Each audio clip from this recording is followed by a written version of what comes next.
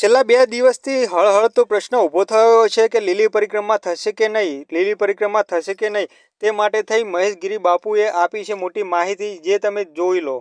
પરિક્રમાના મેળાના માટે હું આપ સૌને એક અપીલ કરવા માંગુ છું।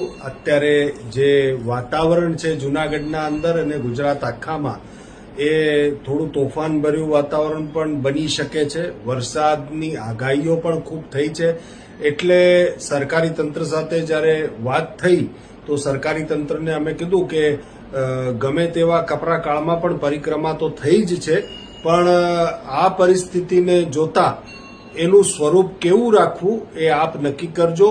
31 તારીખની જોઈને વાતાવરણ શું છે ને આગળ શું થાય છે એ જોઈને ને કલેક્ટર સાહેબશ્રી નક્કી કરશે, અને કલેક્ટર સાહેબશ્રીને વહીવટી તંત્રને અમે બધો જ સાથ સહકાર આપ્યો છે। અત્યારે અમે કીધું છે કે આપ નિર્ણય લેશો, એનું સ્વરૂપ કેટલું રાખવું એ પણ આપ નક્કી કરજો। સાથે જ હું બધા ગુજરાતના અને દેશભરના ભક્ત ભાવિકોને કહેવા માંગુ છું કે વરસાદી વાતાવરણ છે એટલે આપ એક વિવેકપૂર્ણ નિર્ણય લઈને અહીં આવજો। ખાસ કરીને વૃદ્ધોને બાળકોને આવવાનું જેટલું આપણે ટાળીએ એ વધારે સારું। બાકી બધા યાત્રિકો છે એ વિવેકપૂર્ણ નિર્ણય લે, અને પરિક્રમા જે છે એ તો અંગ્રેજોના કાળમાંય થઈ હતી, નવાબોના કાળમાંય થઈ હતી। વાતાવરણ ખરાબ હતા, વરસાદય પડ્યા છે। મારા 35-40 વર્ષના ગિરનારના આ અનુભવમાં ઘણી વખત વરસાદ પડ્યા છે, ત્યારે પરિક્રમા થઈ છે। એનું સ્વરૂપ કેવું રાખવું એ બહુ મહત્વનું છે।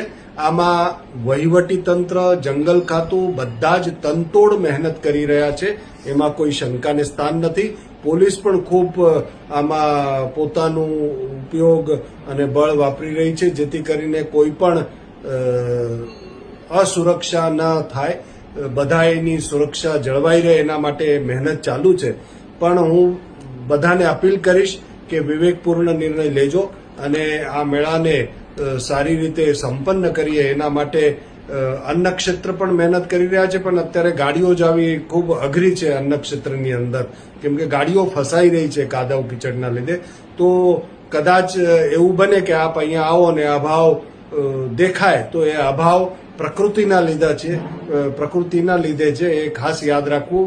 વહીવટી તંત્ર, કલેક્ટર સાહેબશ્રી અને અમે પણ બધા સાથે મળીને આ કેવી રીતના આનો નિર્ણય લેવો અને પરિક્રમા નું સ્વરૂપ કેવું રાખવું જોઈએ એના માટે બધા નિર્ણય કરવા માટે વિચાર કરી રહ્યા છે, પણ વિવેકપૂર્ણ નિર્ણય લેવો એવી મારી અપીલ